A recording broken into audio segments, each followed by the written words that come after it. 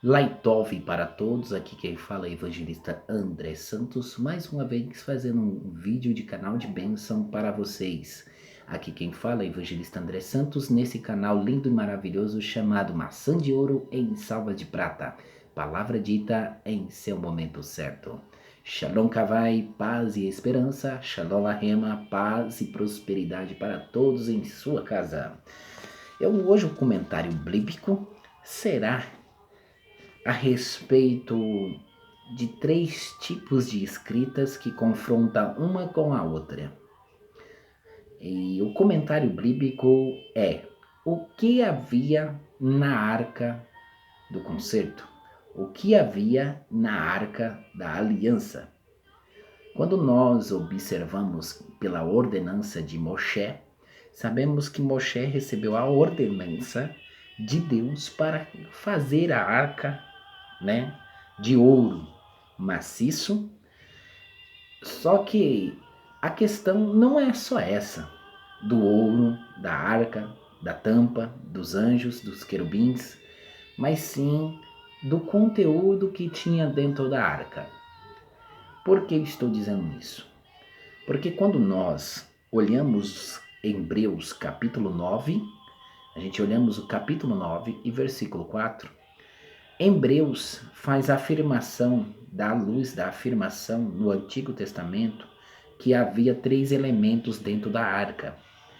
E esses 3 elementos eram os 3 elementos divinos de Deus, Que era a vara, o vaso com maná e as 2 tábuas do mandamento. Quando nós olhamos, isso é uma coisa muito interessante. Por quê? Porque este vídeo vai dar o que falar. Por quê? Olha só que interessante. Quando nós olhamos a história da arca, a gente começamos a observar as contradições das histórias do tabernáculo mosaico do Templo de Jerusalém. Por quê? A teoria, quando nós observamos em Samuel 1, verso 14 e 11, foram tirados da arca. Momento durante o quê? O quê? Quando nós fazemos um estudo minucioso, a gente sabemos que lá no livro de Reis, 1 Reis, capítulo 8, versículo 9, está relatando sobre a arca. E o interessante é que está falando assim, que só tinha as 2 tábuas da lei. Mas aonde que foi parar o vaso com maná e a vara de Arão?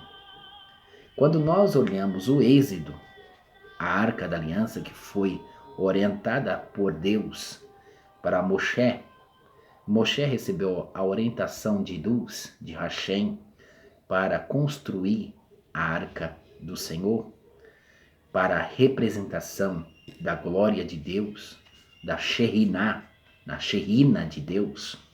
E as instruções divinas vieram até Moshe, o Moisés, e indica do tamanho e a forma.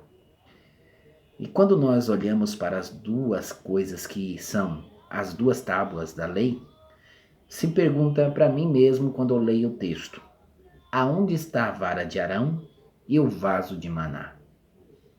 Porque quando nós olhamos, existe 3 coisas que representam a aliança de Deus e o seu povo de Israel. Quais são as 3 coisas que representam na etimologia espiritual, no sentido espiritual, a aliança de Deus? Mandamento, a vara e o pão, o vaso com pão. Mas por que a vara de Arão não está? Por que o vaso com maná não está? Onde está o sinal, meu Deus do céu? Porque a arca representa, além da glória de Deus, representa a presença de Deus.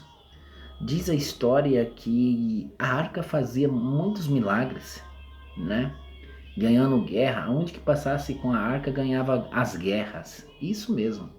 Mas quando nós olhamos em Hebreus, Hebreus fala que tem as 2 tábuas e a vara e o maná.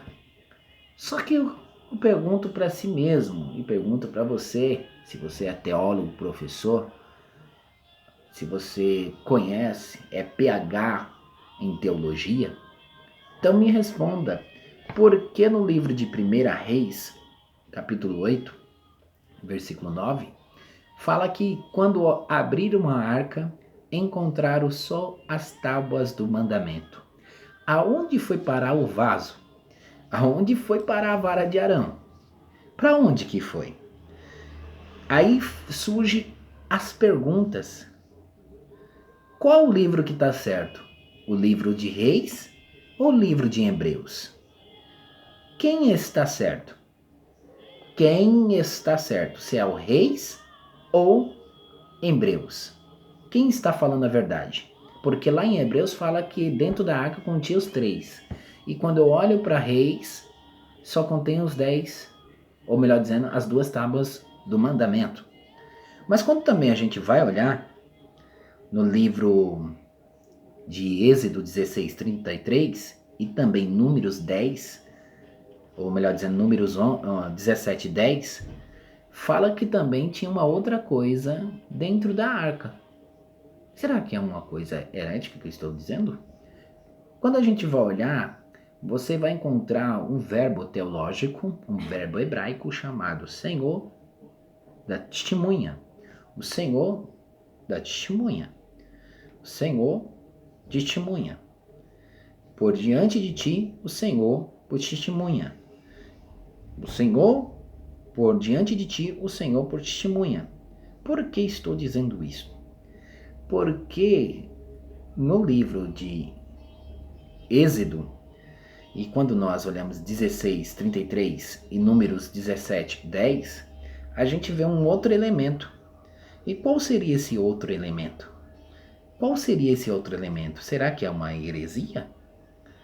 Será que realmente é uma heresia? Quando a gente vai para Êxodo 30 e versículo 34 e 36, a gente descobre outras coisas também.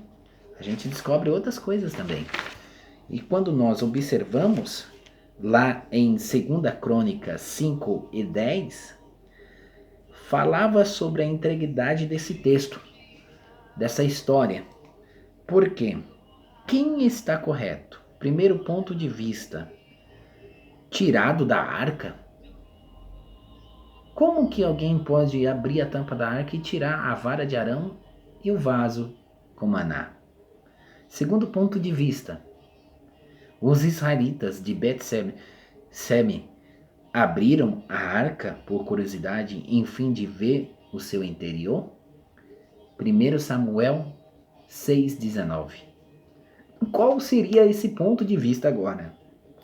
Terceiro ponto de vista, possibilidade de teria sido durante a transição entre o antigo tabernáculo? O que será que realmente aconteceu? Será por causa do antigo tabernáculo mosaico ou do novo templo de Jerusalém? Quarto ponto de vista, quem teria removido da arca da aliança, do concerto, teria sido um ser humano que arrancou a vara de Arão e o maná? Para onde que foi? Qual seria a teoria certa e correta entre Hebreus 9:4 ou 1 Reis 8:9? E tem mais ainda. Em 2 Crônicas 5:10 fala que dentro da Arca da Aliança continha uma fragrância, um perfume também. E aí agora, como que fica? Tem um elemento, 2 tábuas, e os outros elementos, onde está? E lá no Hebreus fala das tábuas, do vaso do maná e da vara de Arão. E aí um outro texto fala que tinha uma fragrância, né? Um gueto dentro da arca. E como que fica? Seria que é 4 elementos ou seria 1 elementos? Porque quando nós observamos Hebreus, tem 3 elementos. E quando nós olhamos 1 Reis 8:9, só tem um elemento. E aí, colocaram ou tiraram? Esta pergunta fica para você meditar na palavra de Deus. Aí eu pergunto para vocês uma pergunta simples, mas impactante. Como que as escrituras podem ser inspiradas por Deus e nesse requisito? Como que podemos explicar esse requisito? Algumas coisas tem na Bíblia e algumas coisas não estão na Bíblia. E essas de não estar, a gente temos que correr atrás para saber qual foi a razão e o motivo. E por que não está a vara e o vaso? Fica para você essa questão. Aqui quem fala é o evangelista André Santos, com mais uma curiosidade bíblica nesse canal maravilhoso chamado Maçã de Ouro em Salva de Prata. Shalom Aleikum, Aleikum Salam.